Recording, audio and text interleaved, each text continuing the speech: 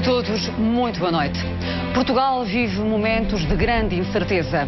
O desemprego, o enorme aumento de impostos, os cortes nos salários e nas pensões tornaram muito difícil a vida de milhões de portugueses. A 6 meses do fim do programa da Troika, é chegada a hora da verdade. O que podemos esperar de quem nos governa? Muito boa noite, Sr. Primeiro-Ministro. Muito boa noite. Esta é uma entrevista conjunta TVI-TSF em direto da residência oficial do Primeiro-Ministro em São Bento. A meu lado, o diretor da TSF, Paulo Baldaia. Boa noite, Sr. Primeiro-Ministro. Está em condições de garantir aos portugueses que o país não vai precisar de um segundo resgate? Eu estou em condições de dizer aos portugueses que ao longo destes 2 anos e meio nós construímos um resultado que dispensa um segundo programa. Um programa como aquele que foi desenhado para Portugal visava não apenas responder às necessidades imediatas da falta de financiamento, digamos assim, mas preparar o país também para uma reforma estrutural que permitisse que a economia viesse a crescer para o futuro. Ora, esse programa está, como é reconhecido, amplamente executado. Não está concluído, mas está amplamente executado. E esses primeiros resultados que vimos observando, sobretudo desde o início deste ano, em particular a partir do segundo trimestre, mostram claramente que o perfil estrutural da economia portuguesa tem-se vindo a alterar. Somos hoje uma economia mais aberta, mais exportadora, que vive, portanto, menos do mercado interno, que é capaz de conquistar cotas de mercado no exterior e conseguimos fazê-lo apesar dos ventos adversos que enfrentamos. Em particular porque as empresas tiveram de fazer face a menos crédito disponível por parte da banca, aquilo a que se chama vulgarmente a desalavancagem financeira, e num momento em que o Estado também teve de reduzir a sua despesa e isso teve impacto sobre a economia doméstica. Portanto, conseguimos esses resultados de uma forma muito significativa e é importante sublinhar isto porque isto nem sempre é devidamente apreciado. Mas deixa-me perguntar-lhe o que é que mudou em relação a 3 meses, quando em plena campanha eleitoral o senhor colocou no debate político o fantasma do segundo resgate. Tudo isso aconteceu nos últimos 3 meses. Eu não quis colocar um fantasma de um segundo resgate. Eu quis que o país tivesse plena consciência de que depois dos esforços grandes que tínhamos feito e dos resultados que estávamos a obter, deitar tudo a perder, de modo a colocar-nos perante a iminência de um segundo resgate, seria intolerável. E volto a dizê-lo nesta altura. Nós, para responder inteiramente à sua pergunta, eu não posso jurar que o país nunca mais voltará a enfrentar uma situação como aquela que enfrentou em 2011. O que estou a dizer é que todo o trabalho que o país realizou neste tempo não aponta hoje para uma debilidade estrutural da economia que obrigue o Estado a ter de encontrar financiamento lá fora. Pelo contrário, nós temos, era esse o dado que eu queria sublinhar com muito ênfase, nós hoje temos uma posição líquida sobre o exterior, uma disponibilidade financeira sobre o exterior, quando, ao longo de muitos anos, para não dizer de mais de uma década, nós tivemos necessidade de nos financiarmos no exterior enquanto economia.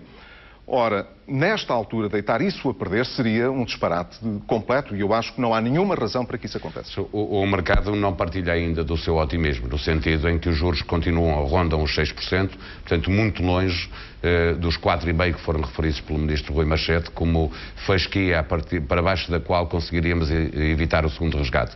Está convencido que os juros vão começar a baixar? Essa questão é uma questão importante, porque uma coisa é a transformação estrutural que a economia tem feito, outra coisa é a confiança que os mercados possam ter na dívida pública portuguesa.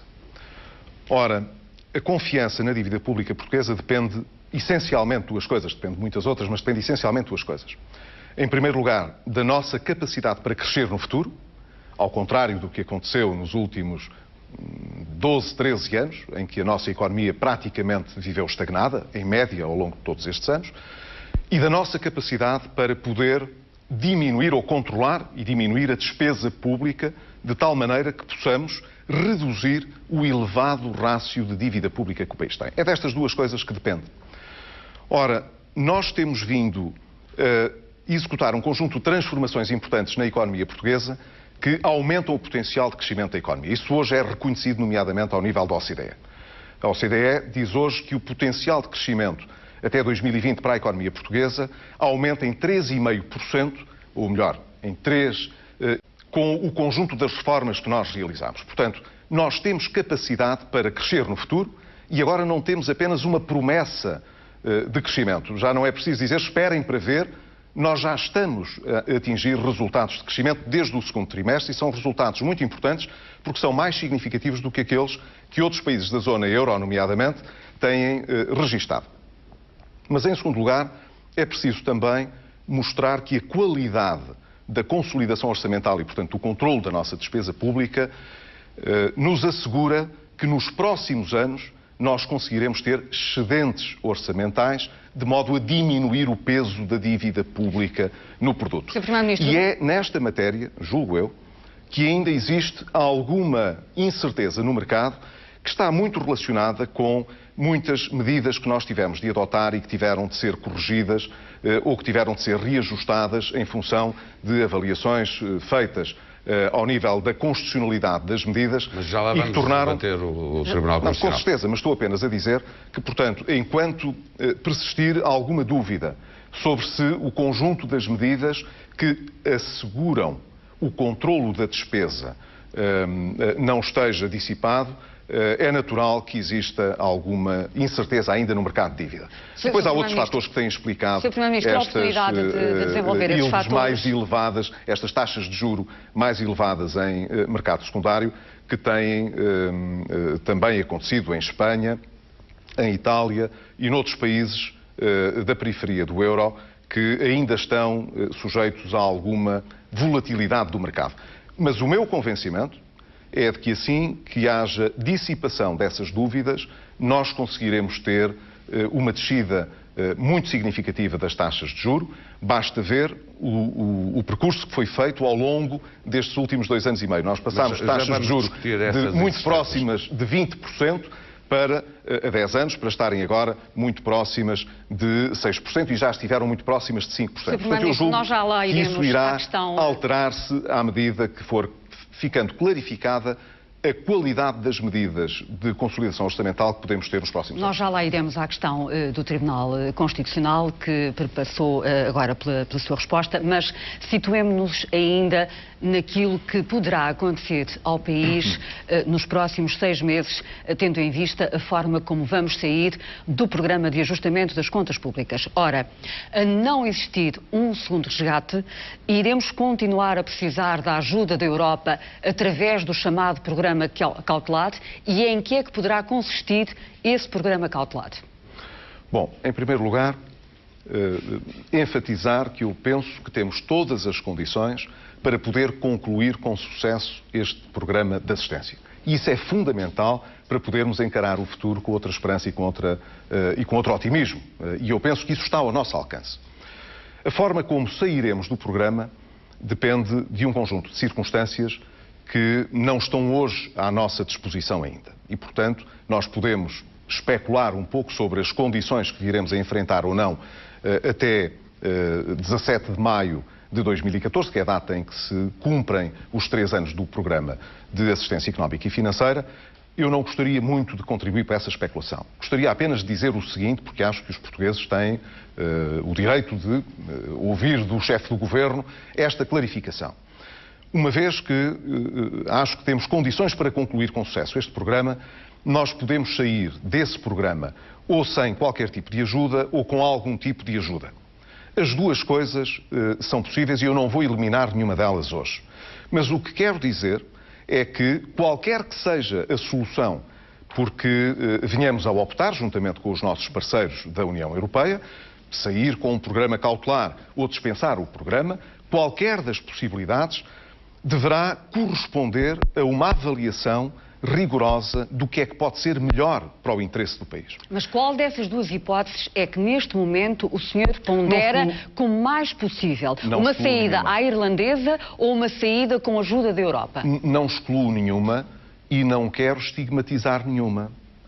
Se nós sairmos e chegarmos à conclusão, juntamente com os nossos parceiros, de que é dispensável qualquer programa de ajuda cautelar, quer dizer que funcione como uma espécie de mecanismo de seguro que pode ser utilizado ou não em função de circunstâncias externas, ou podemos chegar à conclusão de que isso não é necessário. Mas qualquer destas possibilidades, e se for um programa cautelar, isso corresponde a fechar com sucesso o programa e a defender os interesses nacionais. Em que momento é que irá ser tomada essa decisão? Nenhum dos mecanismos deve ser estigmatizado. Com certeza. Nós poderemos dizer, uma saída à irlandesa poderá dar muita incerteza para a economia portuguesa e para os investidores externos. Não vejo nenhuma razão para criar um estigma à volta de uma saída como a Irlanda teve.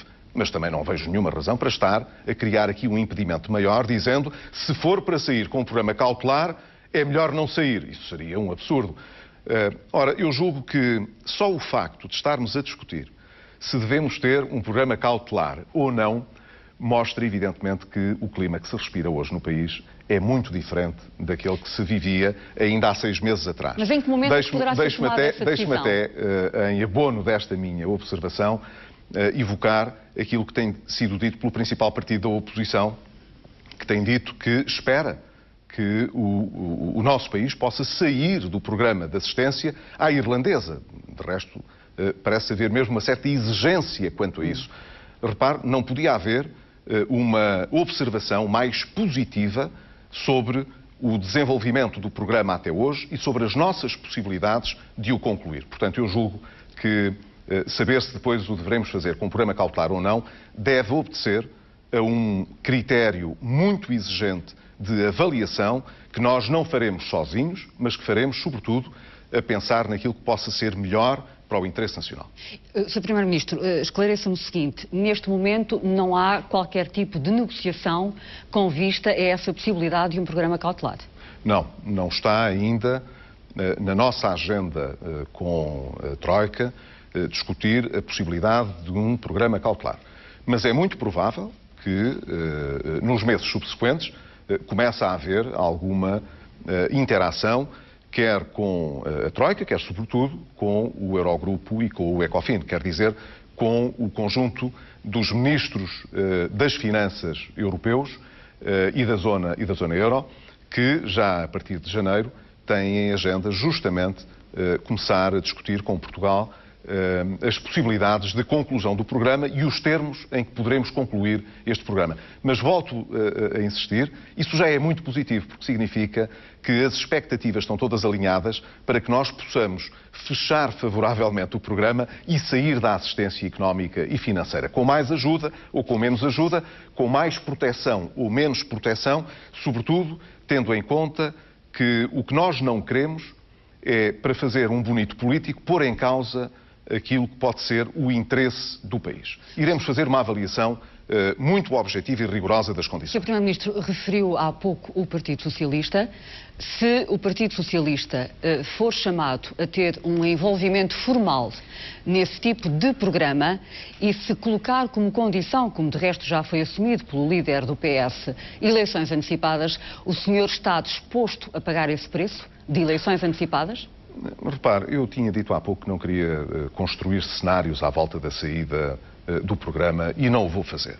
Vou apenas esclarecer por mera informação, porque isso deve-se a um esclarecimento de informação, dizer que um programa cautelar, se vier a ser adotado, tem a duração de 1 ano, o que cabe perfeitamente naquilo que é o mandato deste governo e da maioria que o suporta, que vigorará até às próximas eleições legislativas, que ocorrerão, dentro das circunstâncias normais que eu espero se verifiquem, em setembro de 2015. Ora, não há nenhuma razão, nessa medida, para que um programa que cabe dentro da execução do mandato do governo tenha de ter como exigência o apoio do principal partido da oposição. É, portanto, um cenário muito diferente daquele que se verificava em 2011, em que um programa de assistência económica e financeira duraria 3 anos e, portanto, estava para além do mandato do governo. Em qualquer caso, eu julgo que é importante que possa existir, sobre o futuro, sobre o médio e o longo prazo, um entendimento o mais alargado possível entre as principais forças políticas que têm vocação de governo, digamos assim. Portanto, nessa medida, nós nunca deixaremos de procurar o envolvimento do Partido Socialista, de modo a garantir que qualquer programa que possa vir a ser realizado, se vier a ser realizado, resulte de um entendimento tão alargado quanto possível. Até porque, como sabe, há cada vez mais personalidades que apelam, inclusivamente o Presidente da República, para que exista efetivamente um entendimento político alargado, alguns até falam há 10 anos, entre o PSD e o PS, entre os partidos da maioria e o Partido Socialista, com vista a que o país se salve em razão desse acordo que é desejável a médio e longo prazo. Como referi, eu acho que é importante para o futuro do país que entendimentos sejam procurados entre os grandes partidos e, sobretudo, aqueles que têm vocação de governo. Repare que, uma vez fechado o programa de assistência económica e financeira e recuperada a nossa autonomia orçamental, nós teremos um caminho longo ainda para percorrer, de modo a reduzir a dívida pública do país. E isso é um encargo que não se resolve num ano ou em 2 anos. É um encargo que demorará 10, 15 anos a poder reduzir para níveis, digamos, que nos retirem de uma linha de maior volatilidade dos mercados.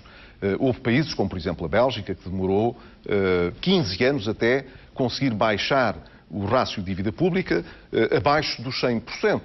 De modo a, digamos, situar-se numa zona de maior conforto face ao exterior. Portanto, vai demorar muitos anos a pagar essa dívida pública. Esses anos vão ter de exigir 2 coisas. Crescimento da economia, como nós estamos a promover, e, por outro lado, entendimentos, tal como resulta da Lei de Enquadramento Orçamental e do Tratado Orçamental Europeu, que nos permitam ter excedentes orçamentais. O que quer dizer que os próximos governos, ao longo dos próximos 15 anos ou 20 anos, poderão escolher as políticas que vão desenvolver com reflexo na despesa pública, vão gastar mais em educação, vão gastar mais em saúde, vão gastar mais na justiça, vão gastar mais noutras políticas sectoriais, mas não podem deixar de manter a despesa dentro de níveis controlados.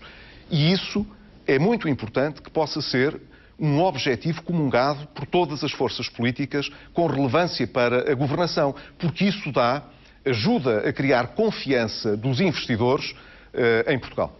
Sr. Primeiro-Ministro, a razão por que pedimos ajuda foi pelo facto de a dívida estar no rácio de que estava a falar, ter atingido um nível que se considerava insustentável. No ano em que chegou a Troika a Portugal, em 2011, fechamos o ano com uma dívida de 108%.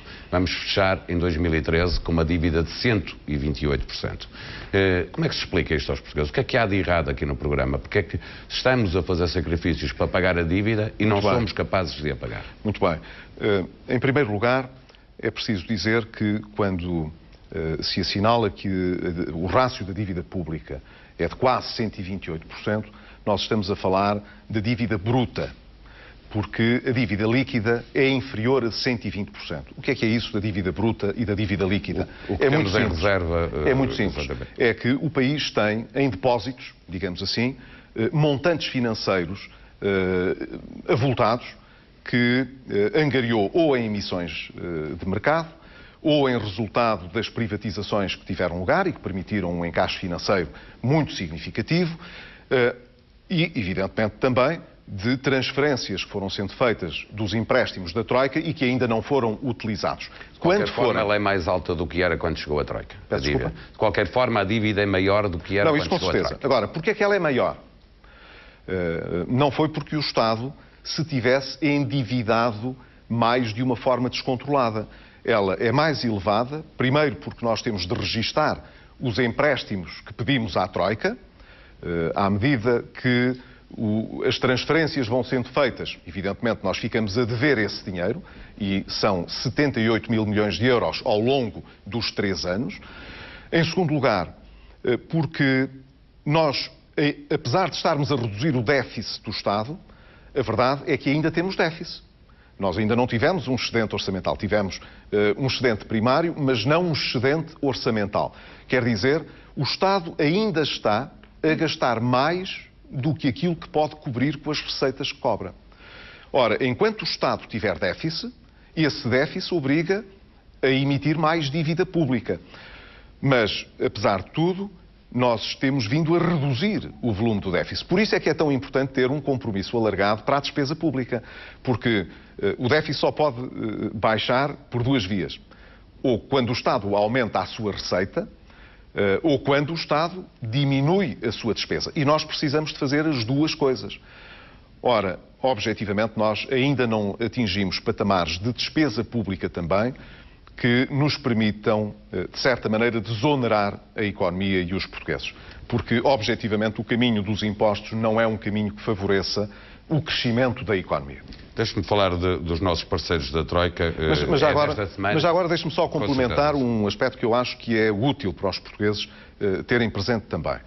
Apesar do nosso rácio de dívida pública líquido, apesar de tudo ser elevado, porque está em muito perto de 120%, esse rácio é muito próximo daquele que a Irlanda tem. Não estou com isto a dizer que é bom. E o déficit é superior ao nosso, mas eles têm juros 3,5 e nós de 6. E o déficit da Irlanda é, ainda nesta altura, superior ao nosso.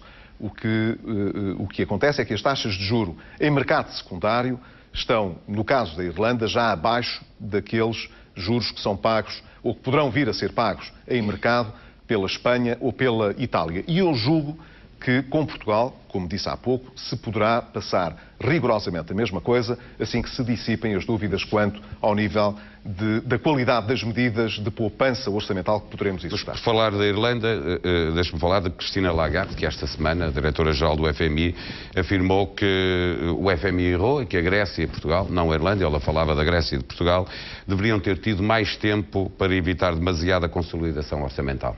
Tudo foi demasiado rápido.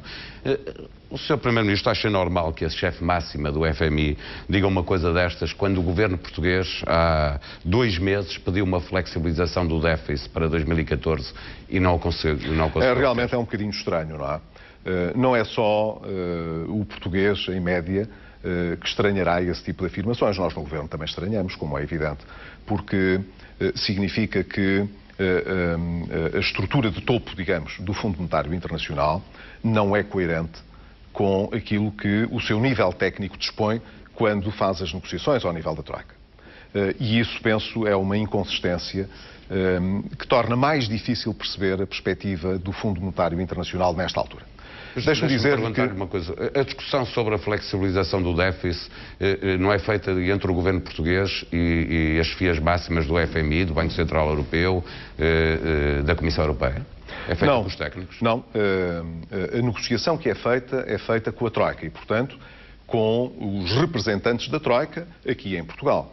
Aquilo que se passa é que depois eles recebem instruções ou validam as suas propostas de negociação com os dirigentes máximos do Fundo Monetário Internacional, bem como do Banco Central Europeu ou da Comissão Europeia. É o normal, portanto, não é assim com Portugal, foi assim com Portugal, com a Irlanda, com a Grécia, com Chipre, no caso do Fundo Monetário Internacional, com os países que têm assistência do Fundo Monetário Internacional. Mas o aspecto que eu acho que aqui era importante, nesta altura, sublinhar é este. Houve um erro, de facto, no programa que foi desenhado para Portugal. Esse erro não tem que ver com a maneira como o programa estava concebido, tem que ver com as metas que estavam fixadas, em termos quantitativos. Há uma explicação para esse erro. Não havia, na altura, a perspectiva de que quer o déficit de 2010, quer a previsão, portanto, de déficit para 2011, se afastasse tanto daquilo que eram, na altura, as previsões que tinham sido feitas, quer pelo Governo, quer por essas entidades. Ora, esse erro devia ter sido corrigido posteriormente de uma forma mais pronunciada. Ele foi um pouco corrigido, mas não suficientemente corrigido. Deixe-me dizer, para que as pessoas que nos estão a ouvir possam ter também uma noção precisa do que é que isto significa, nós em 2010 tivemos, de facto, em Portugal, um déficit muito próximo daquele que teve a Irlanda. Se descontarmos impactos extraordinários como a intervenção que foi feita nos bancos, no caso da Irlanda. Nós tínhamos um déficit de quase 10%, a Irlanda tinha um déficit de cerca de 10,7%. Portanto, não estamos a falar de uma diferença muito grande. Com uma diferença, é que na Irlanda essa era a expectativa para o déficit. Mas em Portugal a expectativa para o déficit, durante os primeiros 3 meses do ano de 2011, apontava para um déficit inferior a 6,5% em 2010. Ele acabou quase em 10%. O próprio PEC 4, que foi apresentado na altura pelo Governo e pelos vistos em negociação já com a Comissão Europeia e com o Banco Central Europeu, apontava mesmo uma meta de déficit para 2011 de 4,5%. Totalmente irrealista. Ora, o que é que se passou? No caso da Irlanda, os objetivos que foram fixados foram muito realistas. Para o ano seguinte, ao déficit de 10,7%, a Irlanda devia cumprir um déficit de 10,6%. Portanto, praticamente não tinha de reduzir o déficit no primeiro ano do programa. No segundo ano do programa, devia reduzir 1%. E no terceiro ano, outro 1%. De facto, a Irlanda tinha como objetivo para este ano um déficit de 7,5%. No caso de Portugal, o nosso objetivo era 5,9% logo no primeiro ano. Quer dizer, uma redução do déficit de quase 40%. De facto, muito. Convém dizer aqui que nem o governo português, o meu governo, tinha uma noção disto. Evidentemente não pusemos em questão as projeções para o déficit que vinham do anterior governo e que vinham do memorando de entendimento. Tínhamos ideia de que havia ali alguma coisa que poderia estar um pouco otimista demais, mas nunca que houvesse uma divergência desta natureza. O Fundo Monetário Internacional, juntamente com o Banco Central Europeu e a Comissão Europeia, evidentemente que se aperceberam também posteriormente deste irrealismo de partida. E por isso, dado que nós mostramos determinação para cumprir o programa, em 2012 aceitaram fazer um reajustamento destas metas. Eu julgo que nesse reajustamento poderia ter havido um pouco mais de realismo, quer para 2012, quer para 2013. Mas é pena, portanto, que o Fundo Monetário Internacional não tivesse tido nessa altura essa perspectiva que é hoje afirmada pela sua Diretora-Geral. Sr. Primeiro-Ministro, há aqui uma questão que interessa fundamentalmente aos portugueses e que tem a ver com o enorme aumento de impostos. As pessoas estão esmagadas pela carga fiscal. Ora, o senhor admitiu recentemente uma descida de impostos em 2015 se a economia ajudar. Em concreto, está a referir-se a que tipo de impostos que poderão baixar em 2015?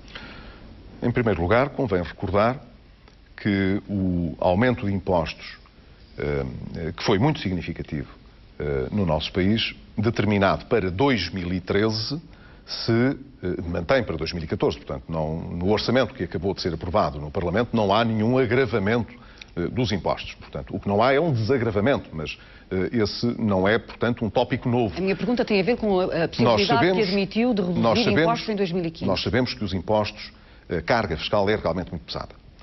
E precisa de ser aliviada. Para ser aliviada, nós precisamos de ter resultados orçamentais compatíveis com esse objetivo. Quer dizer, e eu tenho reafirmado isso muitas vezes nas intervenções públicas que vou fazendo, se queremos baixar os impostos, e queremos, temos de baixar o déficit. E é esse o nosso compromisso, é ir reduzindo o déficit de maneira a permitir algum alívio fiscal. O que é que decidimos desde já? Decidimos para 2014 fazer algum alívio fiscal em matéria de IRC. É uma matéria importante. Porquê? E porquê o IRC? Primeiro porque o alívio fiscal no IRC custa menos em termos de receita ao Estado do que custaria o IVA ou do que custaria o IRS. Mas isso já foi explicado, Sr. Primeiro-Ministro. Explique aos portugueses... Não sei se foi. Explique aos portugueses o que é que as pessoas poderão esperar em 2015 relativamente a uma possível descida de impostos. Se me quer arrancar uma espécie de não foi o senhor, promessa... Foi o senhor que pôs o assunto na agenda. Mas da mesma maneira, a doutora Judite Sousa poderia dizer que também já é conhecido, porque eu já o disse, que não me comprometo com a descida dos impostos.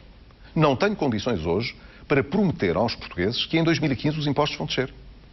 O que eu já afirmei, se agora me permite dizê-lo também, já que não me permitiu em relação ao IRC, gostaria depois de voltar a isso, o que eu posso dizer é que não é pelo facto de haver eleições que não deixaremos de aliviar a carga fiscal, seja no IRS, seja no IVA, se as condições o permitirem. O que é que isso significa? Significa que nós precisaremos de ter um resultado orçamental e um crescimento da economia compatíveis com esse objetivo. Poderá aliviar a sobretaxa de 3,5% em 2015? Nós comprometemos-nos, de resto isso consta do guião da reforma do Estado, com a nomeação de uma comissão que vai justamente proceder ao estudo de reforma do IRS, de modo a permitir verificar como é que nós podemos compatibilizar os objetivos de uma chamada fiscalidade verde com o alívio fiscal, sobretudo às famílias e aos rendimentos do trabalho. Mas, como lhe digo, não vou antecipar ao que essa comissão vai apresentar. O que direi é, se nas conclusões dessa comissão resultar uma proposta de alívio fiscal que seja compatível com os objetivos orçamentais, com certeza que o iremos fazer. Mas não quero que haja nenhuma dúvida quanto à ideia de que eu estou a prometer que vou fazer, que vou baixar o IRS ou o IVA. Não sei se o podemos fazer e, portanto, não me posso comprometer com isso a esta distância. Sr. Primeiro-Ministro, o Governo tem dito que não tem plano B para um eventual chumbo do Tribunal Constitucional. Não tem, mas terá se isso for preciso, certo? O Governo desenhou estas medidas, entre as quais a medida da convergência das pensões, da Caixa Geral de Apresentações para o Regime Geral da Segurança Social, com um grande cuidado, de modo a que se possa minimizar o risco de inconstitucionalidade. Mas será o Tribunal Constitucional a decidir? Será o Tribunal Constitucional a decidir. Ora, eu não vou partir do princípio, eventualidade. Eu não vou partir do princípio, portanto, que o Tribunal Constitucional vai decidir em sentido negativo. Eu primeiro aguardarei pela decisão do Tribunal Constitucional. Acho que isso é importante. É a ordem lógica das coisas. A ordem lógica das coisas não é: eu acabei de fazer uma medida que julgo que é constitucional, até prova em contrário.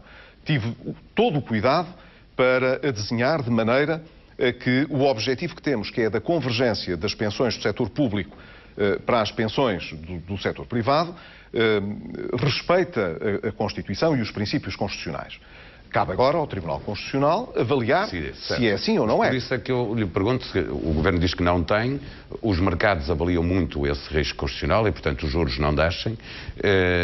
Lhe pergunto se, não tendo, se vier a ser necessário, obviamente o Governo não terá como plano B deixar de rapar o déficit, terá uma medida alternativa para compensar a falta desse dinheiro. O que quero dizer, em primeiro lugar, é que o Governo não discutiu, nem com a Troika, nem dentro no seio do próprio Governo, medidas alternativas às medidas que já adotou. Em primeiro lugar, acho que é importante reafirmar isso. Em segundo lugar, depois do Tribunal Constitucional decidir, e nos termos em que tomar a sua decisão, nós não deixaremos de cumprir aquilo que for a decisão do Tribunal Constitucional. Como sempre. Podemos concordar ou discordar, agora cumpriremos aquilo que for a decisão do Tribunal Constitucional. Eu não vou antecipar qual é a decisão. Pergunta, deixar de rapar o déficit não é a solução, não é plano B. Deixar de rapar o déficit significaria perder credibilidade face ao nosso compromisso de reduzir o déficit no próximo ano. Haverá, portanto, um plano B na altura própria. Colocar em causa o objetivo de fechar o programa de assistência económica e financeira não é uma opção para nós, então andámos estes anos todos a fazer estes sacrifícios para depois criar uma espécie de mini-crise ou de desconfiança adicional nos mercados que nos impedissem de dar aos portugueses esse resultado. Implicará mais austeridade para os portugueses? Mas o que gostaria, em qualquer caso, de dizer, porque isso é importante, é o seguinte: o Governo não tem nenhuma embirração, nem com o Tribunal Constitucional, nem com estas medidas. As medidas que nós estamos a adotar, do ponto de vista do orçamento, são medidas extremamente difíceis. E representam sempre escolhas que não são escolhas normais, que se façam em circunstâncias vulgares. Nós estamos a viver circunstâncias excepcionais. E tal como a Irlanda fez, como a Grécia fez, como outros países, os países bálticos fizeram, outros países na Europa fizeram ao longo dos anos, sempre que crises graves ocorrem, que envolvam derrapagens de despesa pública que precisam de ser corrigidas, medidas desta natureza são adotadas. Medidas de reduzir salários que estão em pagamento na área pública, de reduzir pensões que estão em pagamento na área pública, são medidas que foram adotadas noutros países. Deixe-me só avançar para uma coisa. Convergência da Caixa Geral de Apresentações com o regime geral já está no Tribunal Constitucional. Dentro de pouco tempo saberemos se é constitucional ou não, e aguardamos todos que o Presidente da República decida se pede uma fiscalização preventiva, pelo menos uma norma do orçamento, que estava a referir do corte de salários. Em sua opinião, seria melhor, e cito, dizendo nas jornadas parlamentares do PSD, a indefinição que vai perdurar sobre a aplicação das medidas custará a descida das taxas de juros e criará um stress elevado que dificultará o fim do programa. São palavras suas. Já falámos aqui nisso. É o melhor argumento para o Presidente da República pedir a fiscalização preventiva. O Presidente da República é o único que pode tomar essa decisão. Neste tipo de lei, a decisão de fiscalização preventiva da constitucionalidade só cabe ao Presidente da República. Assim, e eu não vou... Sr. Primeiro-Ministro, o Tribunal Constitucional também é um órgão de soberania e isso não inibe de comentar decisões futuras do Tribunal Constitucional. Mas estou-lhe a pedir a sua opinião sobre o mas aqui está uma enganado, fiscalização preventiva. Não agora, mas fê-lo noutras alturas. Falou sobre o Tribunal Constitucional e sobre a importância que tem a decisão. Com certeza. Mal que eu corrija. Não é assim. Nós já comentámos decisões que o Tribunal Constitucional tomou. Isso é outra coisa. Já foi acusado de pressionar o Tribunal Constitucional por lembrar as consequências que pode ter um chumbo do Mas não há nenhuma pressão sobre o Tribunal Constitucional, porque o Tribunal Constitucional não é pressionável.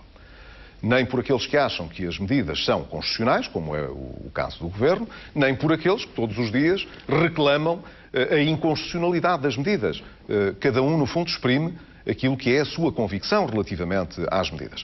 Mas eu não formulo nenhum juízo sobre qual vai ser a decisão do Tribunal Constitucional. Mas eu pergunto é exatamente ao contrário. E também não formulo... o Governo prefere ou não uma fiscalização preventiva para arrumar o caso de vez, sabe que a Ministra das Finanças... Se eu dissesse que preferia isto ou outra coisa, estava a dizer que queria que o Presidente da República decidisse de uma maneira ou de outra. O Presidente da República decidirá como entender. No Presidente da República, como entender. Decidirá mesmo como entender e quando ele tomar. Opinião, agora é o momento do Presidente da República tomar a sua decisão.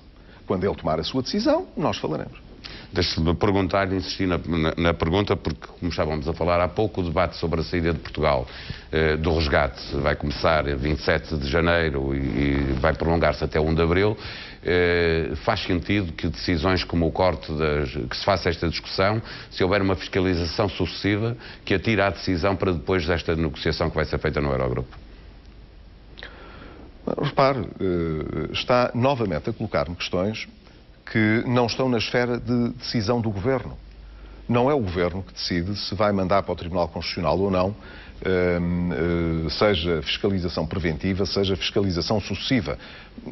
Nós vivemos numa democracia e num regime democrático, os agentes, dentro do quadro da Constituição e da lei, têm competências próprias e outras que lhe são atribuídas de forma partilhada. Se alguém recorrer para o Tribunal Constitucional para, em termos sucessivos, suscitar a apreciação de constitucionalidade do orçamento, essa é uma prerrogativa constitucional. E, portanto, como o Presidente da República já disse, e bem, a Constituição não está suspensa. Portanto, se alguém requerer essa apreciação, ela terá de ser feita pelo Tribunal Constitucional. O que eu posso dizer é uma coisa... Qual era a sua opinião? É conhecida a opinião da Ministra das Finanças, que claramente prefere uma fiscalização preventiva em relação àquilo que disse no Jornal de Negócios. Peço desculpa, a Ministra das Finanças de uma forma muito clara. A Ministra das Finanças disse aquilo que eu já disse também, que quanto mais incerteza removermos do horizonte, melhor. Julgo que todos estaremos de acordo em relação a isso. Quanto mais cedo essa incerteza for resolvida, melhor. E a pergunta é-lhe feita exatamente sobre esta matéria. Eu julgo que todos os agentes têm noção disso. Com certeza. Agora, o que é importante saber é se o Governo criou um quadro que facilita, digamos, essa apreciação ou não. E do meu ponto de vista, sim. Porquê? Porque, como temos dito, temos tido a preocupação de não criar medidas que sejam vistas pela generalidade das pessoas como medidas, digamos, que não fazem sentido na situação em que vivemos. Fazem sentido, outros países o fizeram, nós temos feito essa demonstração. Mais do que isso, na última crise parecida com esta, não desta dimensão, mas parecida com esta, que o nosso país viveu em 1983 e 85, houve medidas de natureza diferente, mas que tiveram a mesma consequência. ainda há pouco tempo, o Governador do Banco de Portugal mostrou que o resultado da depreciação da moeda, da desvalorização da moeda que foi decidida então, em matéria de perda real de salários e de prestações sociais, foi em 1983 e até 1985 mais acentuada do que aquela que o país está a fazer agora. Portanto, isto já aconteceu em Portugal. O que não tínhamos eram os mesmos instrumentos, agora atuamos de outra maneira. Há dúvidas de constitucionalidade? Haverá sempre. Nós encaramos isso com naturalidade. Ninguém me ouviu dizer que não faz sentido que se discuta a constitucionalidade das medidas. Porque não são medidas fáceis. Na Constituição não há nada que diga o salário não pode baixar ou a pensão que está em pagamento não pode baixar. Não há, nesse sentido, uma violação da Constituição que seja objetiva, direta. Mas claro que medidas destas são medidas muito especiais, já foram tentadas noutra altura, têm de ser executadas com equilíbrio, com proporção. Nós procuramos adotá-las nesses termos. Umas vezes o Tribunal Constitucional considerou que não era assim, interpretou de outra maneira. E nós, respeitando as decisões do Tribunal, adotámos outras medidas, nem sempre tão boas. Temos 15 minutos para... Aliás, frequentemente piores. Temos 15 minutos para fechar a nossa entrevista. Eu gostava que fosse muito concreto para fechar este ponto. A haver um chumbo do Tribunal Constitucional e excluindo o Sr. Primeiro-Ministro a hipótese de... Mas eu não posso partir do princípio que vai haver um chumbo. Lamento não poder fazer essa especulação. Deixe-me acabar a pergunta, por favor. Excluindo a hipótese de derrapagem do déficit, isso significa para as pessoas que elas poderão ter de contar com medidas adicionais de austeridade para compensar as centenas de milhões de euros que poderão resultar de uma decisão do Constitucional? Não vou responder à sua pergunta pelas razões que já expliquei. Não vou fazer cenários sobre a decisão do Tribunal Constitucional, porque não vou partir do princípio que o Tribunal Constitucional vai decidir que a medida não é constitucional ou não respeita a Constituição. O que posso dizer, novamente, é que nós temos de ter um cuidado particular, como outros países tiveram, nomeadamente a Irlanda, em adotar medidas cuja qualidade nos garanta a confiança dos investidores para tomarem dívida portuguesa ou simplesmente para investirem em Portugal. Nós temos conseguido concitar uma confiança grande dos investidores. Por exemplo, ela está muito patente nos processos de privatização. Repare o último caso ainda com os CTT, sim, que tiveram um sucesso na sua privatização que é indiscutível, julgo eu, e que revelou uma procura externa, de investidores externos, muito acentuada. A confiança na economia portuguesa tem vindo a melhorar significativamente. Eu julgo que também melhorará significativamente quando falarmos de obrigações do Tesouro e, portanto, de títulos de dívida pública, assim que fique claro que a qualidade das medidas para reduzir o nosso déficit e, portanto, para reduzir a nossa despesa são medidas que atuam sobre o lado da despesa e que convencem os investidores de que nós levaremos a sério a nossa promessa de reduzir o déficit de uma forma permanente. O Sr. Primeiro-Ministro está em condições de dizer, neste momento, aos funcionários públicos e aos pensionistas, quantos mais anos serão necessários para eles poderem recuperar aquilo que perderam nestes últimos 3 anos? É muito difícil dar uma resposta objetiva. E, portanto, se tivesse de responder, olha, são 2 anos, ou 3 anos, ou 4 anos, a minha resposta seria arbitrária. Porquê?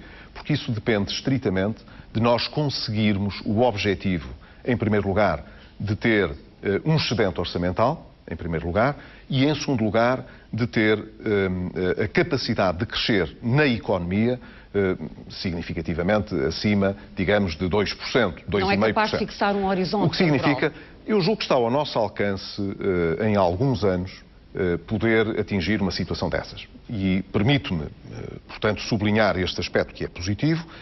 Estas medidas são medidas que nós adotamos, nomeadamente esta da convergência das pensões, com, digamos, cláusula de reversão, que poderão andar para trás, ser desfeitas, caso nós atinjamos esse objetivo de médio prazo, que é o de poder atingir um excedente orçamental e ter a nossa economia a crescer pelo menos acima de 2,5%, 3%. Enquanto isso não acontecer, ninguém pode esperar recuperação de poder de compra perdido, através de salários e através de pensões. Julgo que isso é o objetivo. Quer dizer, se nós não conseguirmos ser bem-sucedidos, não é apenas no programa agora, é em ter uma dívida sustentável e, portanto, reduzir o nosso déficit público. Se não formos bem-sucedidos nisso, evidentemente que então teremos de andar para trás, que é uma coisa que não desejamos.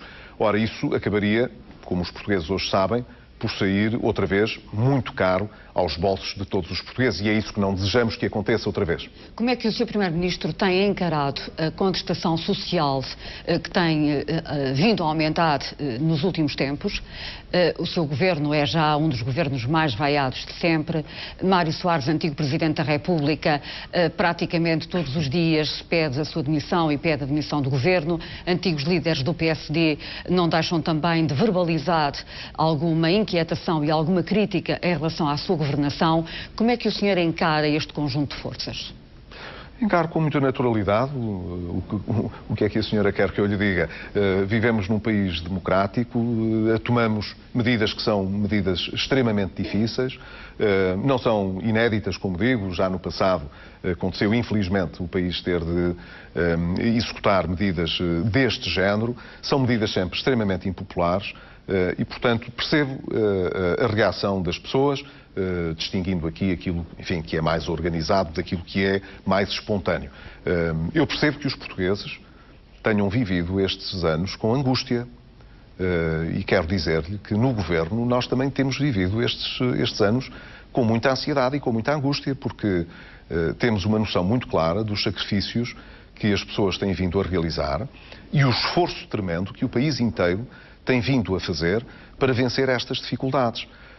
O que é importante quando estamos a fazer estes processos de ajustamento, e eles já ocorreram no passado, insisto, eu gostaria muito que não voltassem a ocorrer no futuro, quando isto acontece, o que é importante é saber se os sacrifícios que estamos a fazer realmente servem para alguma coisa. É essa a pergunta que muitas pessoas fazem. Bem, mas eu julgo que hoje, justamente, as pessoas começam a ter alguma percepção de que a resposta é positiva. Porque ainda não há um ano atrás, várias forças políticas se pronunciavam abertamente, já não falo dos analistas, que se pronunciam com muito mais intensidade e regularidade, que nós estávamos num círculo vicioso, que estávamos numa espiral recessiva de que não íamos sair, que o país ia acabar num segundo resgate, que todos estes sacrifícios não iam valer a pena, que a economia não tinha capacidade para recuperar. E a verdade é que estas perspectivas mais negativas têm vindo a ser desmentidas pela realidade. Não é pelo meu discurso, é pela realidade. Nós temos mesmo pouco tempo para acabar a entrevista. Pergunto-lhe se está à espera de ver a coligação penalizada nas próximas eleições europeias. As eleições europeias são eleições muito especiais. Em regra, e infelizmente têm tido um índice de abstenção muito elevado. Eu acho que a nossa primeira obrigação é de tentar combater esse fenómeno e, portanto, trazer o debate sobre a Europa para as eleições europeias. Agora, se me pergunta se o Governo está preparado para poder ter alguma penalização eleitoral nos partidos que o apoiam por causa das medidas que têm vindo a ser executadas e, portanto, pagando um preço por essas medidas, julgo que isso é possível e compreensível até. Espero que não aconteça, evidentemente, e esforçar-me-ei por evidenciar aos portugueses que, quer em termos europeus, quer em Portugal, nós temos feito tudo o que está ao nosso alcance para que as perspectivas de futuro melhorem e que, portanto, as pessoas possam realmente ver corrigidas várias injustiças que se foram acumulando e, sobretudo, poderem formular um desejo de que as coisas mudem de forma duradoura e, portanto, possam realmente fechar este período em que temos vivido. Paulo Rangel, seu ex-adversário no PSD, é o seu cabeça de lista para as europeias? A lista para as eleições europeias será um tema aberto dentro do PSD a seguir ao Congresso que vai ter lugar em fevereiro do próximo ano. Até lá não falarei dessas listas, a não ser para dizer que tenciono propor ao Congresso do meu partido, e julgo que o Dr. Paulo Portas tenciona fazer o mesmo relativamente ao CDS-PP, que haja uma lista conjunta dos dois partidos. Isso está definido, Sr. Primeiro-Ministro? Não, quer dizer, há um compromisso público meu e do Dr. Paulo Portas em propor isto aos nossos partidos. Muito rápido, e é isso que vai acontecer. Estamos mesmo a 5 minutos para terminar a entrevista. Uma coligação que governa, que vai junta às eleições europeias, deve ser em coerência uma coligação que também vai junta quando houver legislativas? Está-me a perguntar se vai haver uma coligação para as eleições legislativas de 2015. Sem coerência, isso deve acontecer. Pode acontecer, não é uma decisão que esteja tomada. As eleições em 2015 serão objeto, com certeza, de atenção partidária a seu tempo, não é agora, mas não seria, evidentemente, um facto que causasse estranheza. Não estou com isto a dizer que é isso que vai acontecer. Mas é uma possibilidade? Eu não tenho... Acho que não se pode encarar com estranheza. Seria natural que assim acontecesse, mas não estou com isto a dizer que é isto que vai acontecer. Eu não vejo nenhuma necessidade de estar a criar problemas ao Dr. Paulo Portas, como ele seguramente não vê nenhuma necessidade de estar a criar problemas ao líder do PSD. Ora, nós não conversámos sobre isto e, portanto, não tomámos nenhuma decisão relativamente a esta matéria que fôssemos propor aos nossos partidos. Mas haveremos de conversar sobre essa matéria, com certeza, porque, como diz o Dr. Paulo Baldaia, muito bem, essa não é uma questão que fique fora das possibilidades. É uma questão, com certeza, que os partidos ponderarão a seu tempo. Sr. Primeiro-Ministro, a nível partidário, e pedi-lhe uma resposta rápida, encara Rui Rio como o seu principal adversário num cenário de derrota das eleições europeias ou num cenário de crise política, como aconteceu no ano passado, considerando que ele até referiu que, neste momento, não irá a jogo, a não ser que surjam circunstâncias extraordinárias? O Dr. Rui Rio é um militante prestigiado do PSD. Não sei se tenciona algum dia candidatar-se à liderança do PSD ou não, isso é uma matéria que cabe a ele decidir, não é a mim que cabe comentar. Eu já referi que ninguém me verá diminuir figuras do PSD. Eu tenho muito orgulho em que várias figuras importantes do meu partido sejam vistas, quer pelos militantes, quer fora do universo do meu partido, como figuras de relevo. Acho que isso é uma riqueza importante para o PSD e, portanto, o Dr. Rui Rio é, se assim posso dizer, um ativo importante para o PSD. Surpreendeu que ele não tenha aceitado o lugar de Presidente da Comissão Instaladora do Banco de Fomento? Não vou fazer nenhum comentário sobre isso. O que posso dizer é que o Dr. Rui Rio é uma pessoa que tem qualidades suficientes para poder desenvolver vários projetos importantes. Poderia ser esse, poderia ser qualquer outro. E, portanto, no que depende, digamos, da minha escolha, o Dr. Rui Rio não será desaproveitado nem dentro do PST, nem fora do PST. Sr. Primeiro-Ministro, ao longo desta entrevista falou-se muito da situação financeira e das suas expectativas relativamente a uma recuperação da economia, à forma como poderemos sair do programa de ajustamento. Eu tenho aqui uma questão muito concreta para fechar a entrevista e que tem a ver com a realidade das pessoas. Uma questão que remete para questões de natureza social. Ora, o ano passado, 120 mil pessoas deixaram o país. Estamos com 1 milhão de desempregados. Há mais de 300 mil pessoas que não têm qualquer tipo de apoio social. No entanto, o número de milionários em Portugal aumentou. A pergunta é, o que é que o seu governo vai fazer para inverter esta situação? Não, o que é que estamos a fazer? Porque o governo tem feito muito, em primeiro lugar, para criar soluções adequadas para combater os efeitos mais negativos que a crise económica tem gerado e, por essa razão, o programa de emergência social que temos vindo a desenvolver numa coligação muito importante com toda a rede social, com todo o terceiro setor, representa um esforço orçamental e um esforço político importante para justamente permitir que as pessoas possam aceder a um mercado social de arrendamento, possam ter direito a usar um passe social mais com descontos maiores. Deixe-me perguntar-lhe, tentar um minuto. O senhor não fica chocado quando é confrontado com estes números? Com certeza que sim, e por essa razão é que estou determinadíssimo em acabar com o programa de assistência económica e financeira em Portugal, para fechar esse momento de crise muito importante que o país viveu e poder, daqui para a frente, oferecer à generalidade dos portugueses uma perspectiva de alteração, mas que seja uma alteração duradoura das condições de crescimento do país, que nos permitirão o regresso do investimento, o crescimento do emprego e, evidentemente, mais oportunidades para todos. As crises económicas e sociais agudizam as diferenças sociais.